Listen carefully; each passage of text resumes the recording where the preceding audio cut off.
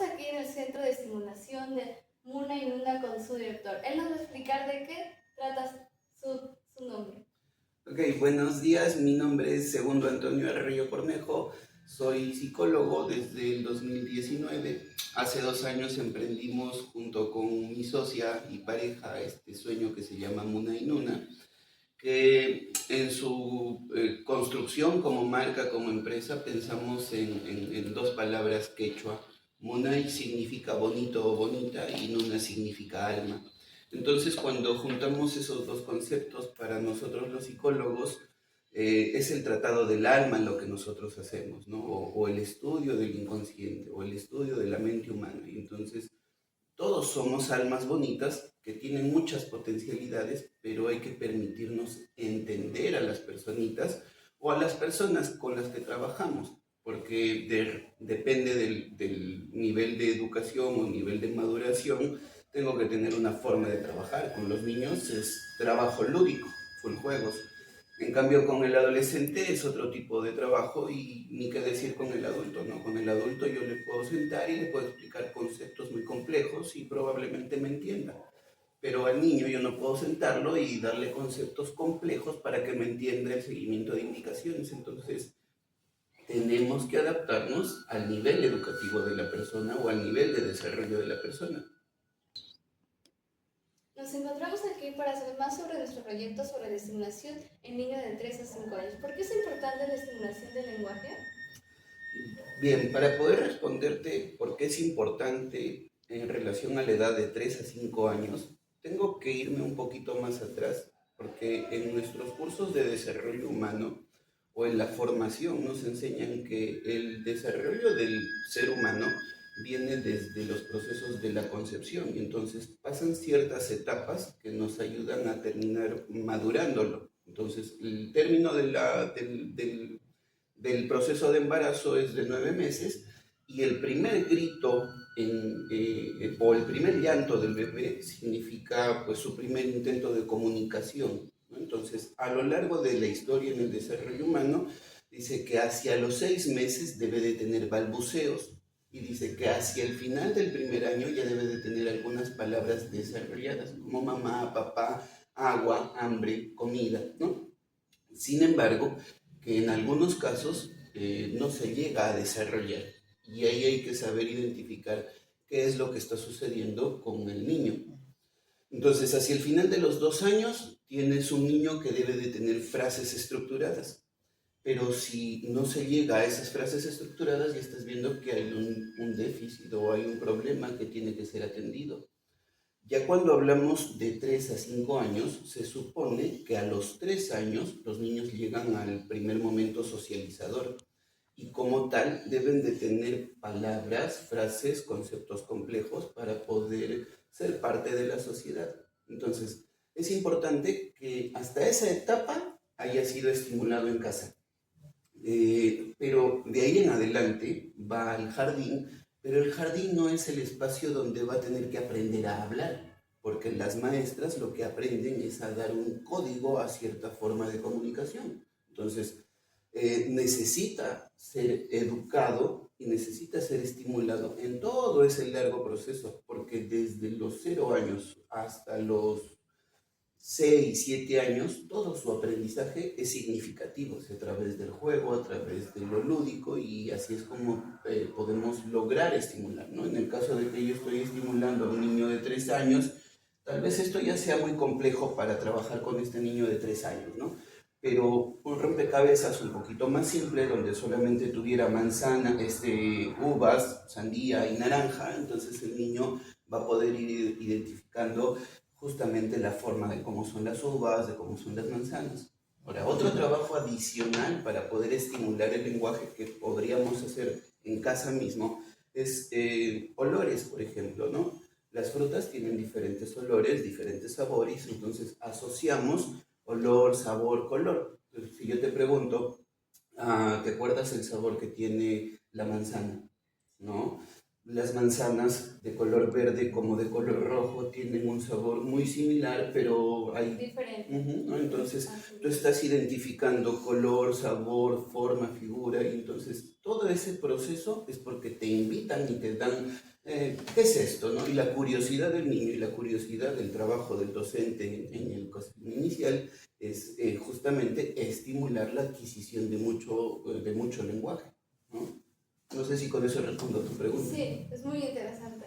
¿Por qué algunos niños presentan dificultades para su estimulación? Digamos que muchos niños vienen con diferentes, todos tenemos diferente de algo, ya todos somos una construcción de diferentes eventos de nuestra vida que nos condicionan cómo nos comportamos o cómo actuamos. En el caso de los niños que tienen dificultades, hay que determinar si es una dificultad orgánica o si es una dificultad social, digamos, ¿no? Entonces, si es orgánico, hay un diagnóstico que se llama hiperlaxia, ¿no? Entonces, tenía un caso de una pequeñita que su necesidad era articulatoria, es decir, al momento de mover el mentón no podía sostener o mantener los movimientos adecuados. Entonces, como no hay fuerza o tonalidad en los músculos, ese trabajo es necesita de una estimulación propia para que son ejercicios orofaciales para poder estimular estos musculitos, ¿no? Entonces, yo determino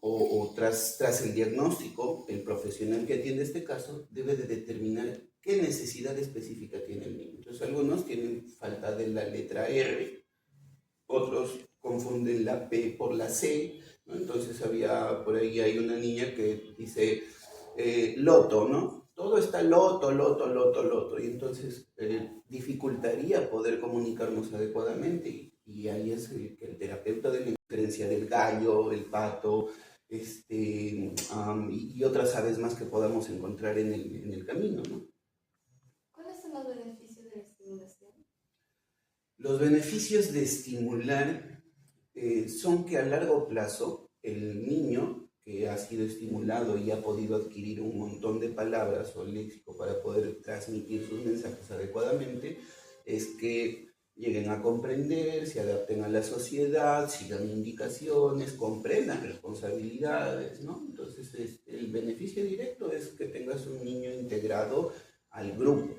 Pero cuando no hay esa estimulación, ahí vienen otros problemas. Por ejemplo, ¿qué problema te puedes encontrar en un niño que no habla? Problemas con su autoestima, probablemente. Entonces, el niño que no habla no sabe comunicar lo que siente, y entonces, si está de miedo, probablemente se siente al final del salón y esté quietito, calladito y no diga nada. Entonces, el trabajo del docente en ese caso tendría que ser invitarlo a ese niño a ser parte del grupo. Y ahí ustedes utilizan estrategias de dinámicas vivenciales para poder sacar al niño al parque y decir, vamos a jugar a la ronda, por ejemplo. Pero si ya la docente identifica que el niño no llega a comunicarse, no comprende el mensaje, no sigue indicaciones, entonces la profesora dice, señor, acá hay un problema, acá hay un retraso en su comunicación y necesita atenderse, porque de esta manera solo le estamos haciendo daño a su autoestima o a su independencia en la toma de decisiones, ¿no? ¿Qué papel juegan los padres en la estimulación de los niños? Como todo el proceso de educación, los padres son importantísimos al momento de desarrollar la personalidad, el carácter del niño. Porque yo cuando trabajo con las familias acá, o cuando derivo a mi equipo de trabajo y les digo, chicas, tenemos que trabajar tal caso y de tal manera, les digo, hagan mucha psicoeducación. ¿Y qué significa? Les digo, explícale al papá con detalle de lujos cómo es que tú lo estás trabajando, porque de nada sirve que tu niño venga y tú le trabajes al niño, y el niño, una vez que sale de acá de la sede o del salón, en casa no se repita nada de lo que se ha trabajado. Entonces el papá o quien cuide al menor debe de hacer todo un proceso de que si yo trabajé el día de hoy la letra R para estimular, en casa debe de haber ejercicios con palabras que tienen la letra R. Entonces dice el papá, uy, pero señorita, no tengo tiempo para atender a mi hijo. No tengo tiempo porque trabajo, no tengo tiempo por esto. Pero no buscas que tengas tiempo, sino tienes que tener un tiempo de unos 5 minutos y estás en la cocina y dices, a ver, alcánzame el café, a ver, alcánzame la taza, ¿no? Y todo tiene que ver con la pronunciación y la gesticulación, pero hay que esperar que el niño tenga la necesidad. Es como que yo te señalo y te digo, ¿no? Y tú me dices, ¿qué? Y me das tu celular y yo quería el celular, pero no te dije nada, ¿no? Entonces, el papá muchas veces hace eso, que dices, y toma, hijito, y no le estás generando la necesidad de comunicar, ¿no? Es como que, y tú no me das y me dices, ¿qué? No te entiendo. ¿Quieres esto? ¿Quieres esto? Dime, habla, te escucho, ¿no? Entonces, cuando el niño va comprendiendo eso, dice, mamá, celular, y ya está mejor porque hay una intención de comunicación. Ya. Gracias, doctor. Algunos estudios señalan que los niños adquieren el lenguaje primero en comparación de las niñas. ¿Realmente hay una diferencia de género en el lenguaje? La adquisición en el lenguaje, claro, ahí tú puedes encontrar estudios que te dicen quién empieza antes o quién empieza después. Pero en general, por norma, todos terminamos teniendo el mismo proceso de aprendizaje. Ya te decía, tras el nacimiento, lo primero que se espera de comunicación de nosotros es el llanto. Llanto, grito, y si un niño no llora, hay preocupación porque no está respirando adecuadamente. Entonces, algunos estudios dirán que los niños desarrollan antes la comunicación. Si voy a la historia también es que el hombre en su necesidad de desarrollo, el género masculino salía a la casa, ¿no? Entonces el salir implica acto social, pero la mujer, por el contrario, que se queda en casa, su función ha sido educativa, ¿no? Entonces, mientras el hombre casaba, la mujer educaba a la familia y finalmente se hacía un círculo muy bonito de integración. Entonces, no te podría afirmar quién habla antes, ¿no? Tal vez hay una predisposición en los hombres, pero en general para mí los dos van al mismo ritmo, porque los dos de alguna manera van a tener ciertas conductas o comportamientos que se asocian a poder hablar más o hablar menos, ¿no? Entonces, sí podría suceder cuando hablamos de un diagnóstico. Por ejemplo, ahí en los trastornos del neurodesarrollo tienes dos diagnósticos. Uno que es el TDAH y el otro es el TEA, trastorno del espectro autista, y el trastorno de la hiperactividad con conductas no adecuadas, ¿no? Entonces, ¿qué pasa en estos diagnósticos? Hay un gran porcentaje en estudios que dice de 10 niños, 3 por lo menos son TDAH, mientras que de 10 niñas, una por lo menos es TDAH. Entonces, en esos datos estadísticos sí es mucho más frecuente, ¿no? Entonces, la hiperactividad tiene que ver con mucho movimiento y entonces más probable que el niño hiperactivo se presente. Pero si la niña se presenta como hiperactiva, también es un caso que destaca sobre los demás. Igual en el diagnóstico de TEA, los espectro autista también tienen esa característica. Entonces, hay uno que destaca sobre el otro, en un porcentaje más o menos en proporciones a lo que decía del TDAH. ¿Cómo se puede apoyar el desarrollo del lenguaje en niños con necesidades especiales?